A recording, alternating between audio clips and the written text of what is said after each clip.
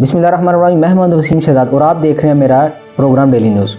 دوستو، غزہ کے اندر اسرائیل کی شدید ترین بمباری جاری ہے اور ظلم کے پہاڑ توڑ دیے گئے ہیں۔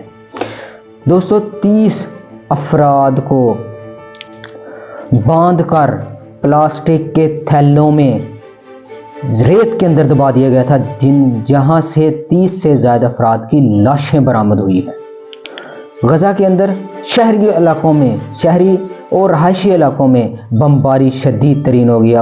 گزشتہ 24 گھنٹوں کے دوران 150 سے زائد شہید ہو چکے ہیں، جبکہ 190 سے زائد زخمی ہو گئے ہیں۔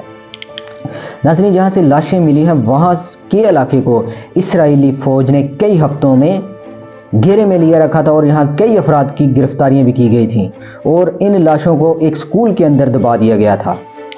دوستو، غزہ کے اندر شہید ہونے والوں کی تعداد آج 27,000 سے ہو گئی ہے، جبکہ 65,000 سے زائد زخمی ہیں۔ دوستو، غزہ کے اندر قحط پڑ چکا ہے، وہاں پر کھانے کو کچھ نہیں ہے اور وہاں پر لوگ جانوروں کو کھلانے والا اناج خود کھانے پر مجبور ہو گئے ہیں۔ ادویات کی شدید کمی ہے، جس کی وجہ سے مریض ہسپتالوں میں مرنے شروع ہو گئے ہیں۔ دوستو، آج تک جتنے بھی غزہ کے اندر زخمی ہوئے ہیں اور ان میں سب سے زیادہ تعداد جو ہے وہ بچوں اور خواتین کی ہیں۔ دوستو، یہ سب کچھ غزہ کے اندر کیا جا رہا ہے، لیکن اسلامی مملکت اور اسلامی ملک اور جتنے بھی دنیا میں مسلم امہ ہے، سب یہ ساری چیزیں اپنی آنکھوں سے دیکھ رہی ہیں اور اپنی آنکھوں اور زبان پر پٹی باندھے ہوئے ہیں۔ وہ آج ان مسلمان بھائیوں کا خون ہوتے ہوئے، ان کو شہید کرتے ہوئے اور ان کو بوری بند لاشیں بناتے ہوئے یہ سارا کچھ زائد ہو گئی ہے، جبکہ 65,000 سے زائد زخمی ہیں دیکھ رہے ہیں، لیکن کسی کو کوئی فرق نہیں پڑ رہا۔ دوستو، آج ہم تمام مسلمانوں کو مل کر ایک یک زبان ہونے پر ایک ایسی آواز اٹھانے کی ضرورت ہے جس سے پوری دنیا میں ایک میسج جائے کہ مسلمان اکٹھے ہو گئے ہیں اور اس سے غزہ میں جنگ بندی ہو سکتی ہے۔ اس کے ساتھ مجھے اجازت دیں، اپنا اور اپنے اس چینل کا خیال رکھیے گا۔ اللہ حافظ۔